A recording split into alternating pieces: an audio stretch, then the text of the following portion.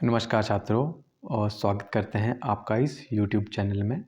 तो आज की ये वीडियो बहुत ही रोचक और रोमांचक होने वाली है ताकि आपको लेसन प्लान बनाना बिल्कुल इजी और सिंपल लग सके। वैसे भी लेसन प्लान बनाना बहुत ही इजी और सिंपल है। तो आज हम हिंदी की पाठ योजना संख्या 19 यानी 19 के बारे में बात करेंगे। ये लेसन प्लान है आपकी 8वीं कक्षा का और आज का विषय है टोपी। टोपी लेसन का नाम है और टाइम है इसका, टाइम ड्यूरेशन यानी इसमें अवधि 30 और 35 मिनट और डेट जब भी आप लेसन प्लान लिखते हो बनाते हो उस दिन की डाल सकते हो। तो इसमें क्या है, पठन पाठन क्या करना है, सबसे पहले ऑब्जेक्टिव सेट करने हैं पाठ के पढ़ाने से पहले कि हम जो भी ऑब्जेक्टिव का मतलब है कि आप बच्चों को क्या सिखाना चाहते हो, कि बच्चे किस चीज़ में परफेक्ट हों, उद्देश्य क्या है आपका। तो पहले इन्होंने लिखा है पाठ व लेखक का नाम प्रत्यस्मरण करने में, पाठ की व्याख्या करने में, पाठ का भाव स्पष्ट करने में, पाठ में आए कठिन शब्दों का अर्थ जानने में, पाठ में निहित मुहावरे लोकोक्तियों वो कठिन शब्दों के या कठिन वाक्यों से परिचित होने में।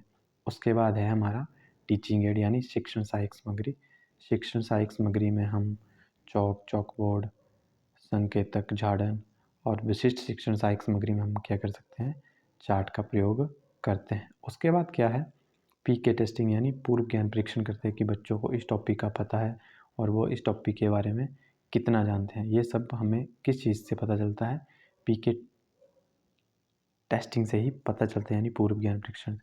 तो जैसे ही इन्होंने 3 प्रश्न पूछे हैं बच्चों से और बच्चों ने उनके उत्तर दिए हैं, उस प्रकार से आप भी पीके टेस्टिंग लिख सकते हो यहाँ से देख के। और अगर आप और अधिक अगर जैसे मैं वीडियो में आपसे बात कर रहा हूँ, अगर वीडियो में नेक्स्ट पेज के ऊपर चले जा रहा हूँ तो आप पीछे लिख रहे हो तो आप उसका स्क्रीनशॉट ले सकते हो ताकि आपको लेसन प्लान बनाने में किसी भी तरह की कोई दिक्कत ना हो। उसके बाद क्या है कि आपने अनाउंसमेंट ऑफ द टॉपिक यानी आपने शिक्षण सहायक सामग्री में क्या करना है, शिक्षण प्रक्रिया में क्या करना है, उसके बाद आपने टॉपिक की उद्घोषणा करनी है कि हम आज बच्चों को क्या पढ़ाने जा रहे हैं उसके बारे में बात करनी है। कि अंतिम प्रश्न का असंतोषजनक उत्तर मिलने पर छात्र अध्यापक बुलंद स्वर में उपविषय की उद्घोषणा करते हुए कहेगा कि छात्रों, आज हम लेखक सृंज्या द्वारा लिखे गए पाठ यानी लिखे गए पाठ टोपी उपविषय का विस्तार पूर्वक अध्ययन करेंगे। तो उस प्रकार से फिर उसके बाद क्या है आपका नेक्स्ट स्टेप, अपने प्रस्तुतिकरण यानी उसके बाद आपने बुक को अपने हाथों में पकड़ना है और पाठ का क्या करना है, उनको क्या करना है, बताना है कि कौन सा पाठ है और किसके बारे में हम पढ़ने जा रहे हैं और लेखक कौन है। तो अपने सामान्य परिचय में टोपी नामक पाठ और लेखक का नाम बता दिया और क्या कर दिया कि किसके बारे में बात, आपने उनको हिंट देना। सामान्य परिचय का अर्थ है कि आपने उनको बताना है कि ये पाठ किससे संबंधित है और कौन इसके लेखक है और लेखक ऐसी रचनाओं को लिखने में उनकी कौन कौन सी रचनाएं, आप ये भी लिख सकते हो। जैसे आपने टोपी लिखा तो ये क्या हुआ, आपका उपविषय हो गया आज का। तो उपविषय हमेशा ही ब्लैक बोर्ड के ऊपर लिखा जाता है, तो आपने चॉक बोर्ड का प्रयोग करना है उसमें और टोपी उपविषय को ब्लैक बोर्ड के सबसे ऊपर मध्य में लिखना है हेडिंग को। तो इस तरीके से आप लेसन प्लान बना सकते हो और इसमें छात्र क्रियाकलाप में आपका क्या होगा कि सभी छात्र ध्यानपूर्वक सुनेंगे। उसके बाद क्या है आपका आदर्श वाचन। आदर्श वाचन आपका क्या होगा, शिक्षण बिंदु होगा। इसमें आपने क्या करना है कि बच्चों को आप पाठ पढ़ोगे और बच्चे क्या करेंगे, ध्यानपूर्वक सुनेंगे। आदर्श वाचन का अर्थ ये है कि शिक्षक जो है वो पाठ का वाचन करता है और छात्र क्या है उसको क्या करते हैं, ध्यानपूर्वक सुनते हैं। और जैसे जैसे आप लिखते जाओगे वैसे वैसे आपने बीच बीच में कंपोनेंट का प्रयोग करते जाना है कि छात्र अध्यापक थोड़ा रुक कर छात्र अध्यापक उचित हाव भाव से समझाएगा या उचित हाव भाव से समझाएगा। इस प्रकार से आप लिख सकते हैं।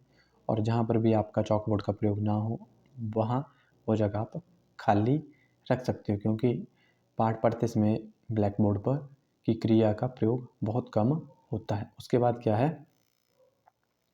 कि आपने क्या करना है, जैसे ही आपने पाठ की कुछ पंक्तियाँ पढ़ी, उसके बाद आपने क्या करना है, उच्चारण अभ्यास, यानी जो भी आपने पंक्तियाँ पढ़ी उनमें से जो भी कठिन शब्द होंगे आपने क्या करना है, उनका उच्चारण अभ्यास करवाना है बच्चों से। जैसे संगति या हिस्सेदारी, रंग बिरंगे, या इस प्रकार से क्या है कि ये शब्द बच्चों को पढ़ने में क्या होंगे, मुश्किल होंगे। तो आपने उसमें कंपोनेंट का प्रयोग करना है कि छात्र अध्यापक कठिन शब्दों का उच्चारण अभ्यास करवाएगा और सभी छात्रों का ध्यान केंद्रित करेगा, या अगर आप छात्र अध्यापिका हैं तो करेगी लिख सकते हैं। और सभी छात्र क्या करेंगे, छात्र क्रियाकलाप में क्या होगा कि सभी छात्र साथ साथ कठिन शब्दों के उच्चारण अभ्यास करेंगे। तो इस प्रकार से आप क्या कर सकते हैं, लेसन प्लान लिख सकते हैं। उसके बाद जो आपने करना है, आपने क्या करना है, फिर जैसे इस तरीके से आप टोपी बना के बच्चों को दिखा सकते हो कि टोपी क्या होती है और इस पाठ का नाम टोपी क्यों रखा गया। इस पाठ का नाम टोपी इसलिए रखा गया था क्योंकि ये एक गवरा और गवरिया की कहानी थी, जो एक पक्षी थे दोनों। तो उसे क्या था कि वो आसमान में उड़ रहे थे और नीचे एक व्यक्ति जो था वो क्या किए हुआ था, टोपी पहन के घूम रहा था। तो जो मादा पक्षी थी उसने नर पक्षी से पूछा कि ये अपने ऊपर क्या पहन के रखते हैं। तो वो बताता है कि ये टोपी होती है और इससे क्या होता है, धूप से बचा जाता है और ये सुंदरता को भी आकर्षक यानी बनाती। तो वो बोलती है कि मेरे को भी ये टोपी चाहिए। तो वो क्या करती है उसके लिए, अब वो कागज़ के छोटे छोटे टुकड़े या कपड़े के छोटे छोटे कूड़े से टुकड़े उठा के एक टोपी बनाने की कोशिश करती है, इसलिए इस लेसन का नाम टोपी रखा गया है। तो आप इस तरीके से टोपी भी बना सकते हो।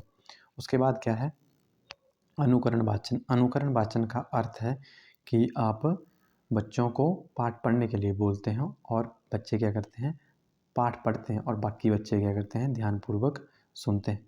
फिर जो भी आपने उच्चारण अभ्यास करवाए होंगे बच्चों को कठिन शब्दों के, उसके बाद आपका नेक्स्ट शिक्षण बिंदु होता है कठिन शब्दों के अर्थ। कठिन शब्दों के अर्थ को आप अगर चॉक बोर्ड पे लिखोगे तो आपकी जो भी शिक्षण प्रक्रिया है वो अधिक प्रभावी होती है, क्योंकि बच्चे जो है वो चॉक बोर्ड पे लिखे गए की ओर ज़्यादा आकर्षित होते हैं। और वो जैसे ही आप छोटी कक्षाओं को बोल के लिखवाओगे तो वो बोल के नहीं लिख पाते, तो आपको चॉक बोर्ड पे लिखोगे तो बच्चे बहुत ही आसानी से लिख लेते हैं और गलती करने की संभावना बहुत कम होती है। तो इस प्रकार आप उन्हें कठिन शब्दों के अर्थ को चॉक बोर्ड पे लिखकर समझा सकते हैं।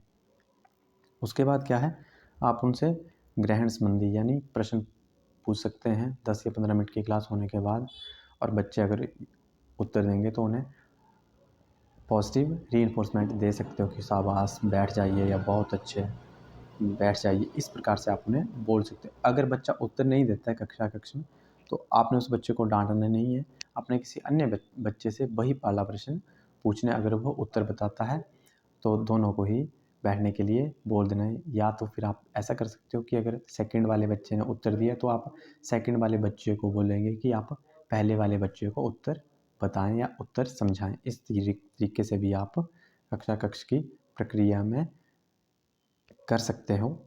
और क्या है, आदर्श वाचन। फिर से आपने वही वाले स्टेप फॉलो करने हैं। आदर्श वाचन की प्रक्रिया, अपने पाठ पढ़ना है, बच्चे क्या करेंगे, ध्यानपूर्वक पाठ को सुनेंगे और बीच बीच में आपने कंपोनेंट का प्रयोग भी करते रहने कि छात्र अध्यापक थोड़ा रुक कर छात्र अध्यापक कक्ष में चहलकदमी करेगा, छात्र अध्यापक अपनी आवाज़ में परिवर्तन करेगा। इस तरीके से आप क्या कर सकते हो, बच्चों को पढ़ा सकते हो या समझा सकते हो।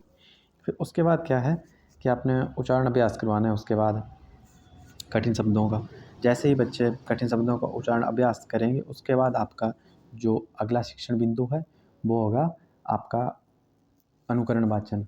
ये तो आपको पता ही है कि अनुकरण वाचन का अर्थ है कि आपने बच्चों को पाठ पढ़ने के लिए बोलना है और वो पाठ को पढ़ेंगे। उसके बाद आता है आपका कठिन शब्दों के अर्थ। कठिन शब्दों के अर्थ को आप इस तरीके से फ्लैश कार्ड के ज़रिए भी बच्चों को समझा सकते हैं। इससे आपका जो है वो बच्चे कक्ष में एक नई शिक्षण सहायक सामग्री देख के रोचक होके सभी चुपचाप बैठ के उसकी ओर आकर्षित होते हैं देखने के लिए, और क्लास का डेकोरम बना रहता है। और जहाँ भी आप कठिन शब्दों के अर्थ को लिखोगे तो वो अपने लेसन प्लान में भी लिखना है जैसे इन्होंने लिखा है, और उसमें आपने क्या लिखना है कंपोनेंट कि छात्र अध्यापक शिक्षण सहायक सामग्री द्वारा समझाएगा तथा सभी छात्रों का ध्यान केंद्रित करेगा। और छात्र क्रिया क्लास में क्या होगा, सभी छात्र शिक्षण सहायक सामग्री की ओर देखेंगे या सभी छात्र उत्सुकतापूर्वक शिक्षण सहायक सामग्री की ओर देखेंगे। इस तरीके से भी आप लिख सकते हो।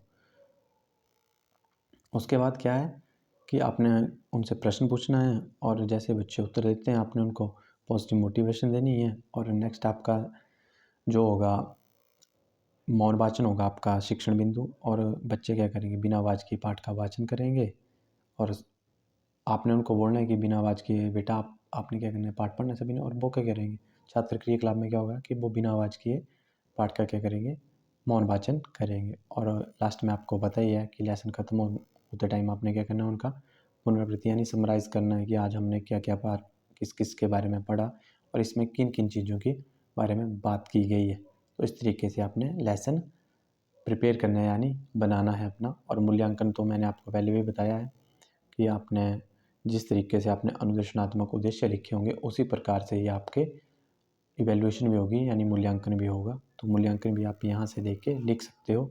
और होमवर्क भी मैं आपको पता ही है कि आपने 2 या 3 प्रश्न बच्चों को देने हैं जो आप इस वीडियो को देखकर लिख सकते हो। अगर वीडियो आपको अच्छी लगी हो तो वीडियो को लाइक, शेयर एंड कमेंट कर सकते हो। और हमारे साथ जुड़े रहने के लिए नीचे दिए गए रेड कलर के सब्सक्राइब बटन को अवश्य प्रेस करें ताकि आपको ऐसी ही नई नई वीडियो मिलती रहे। धन्यवाद छात्रों, आपका दिन मंगलमय हो।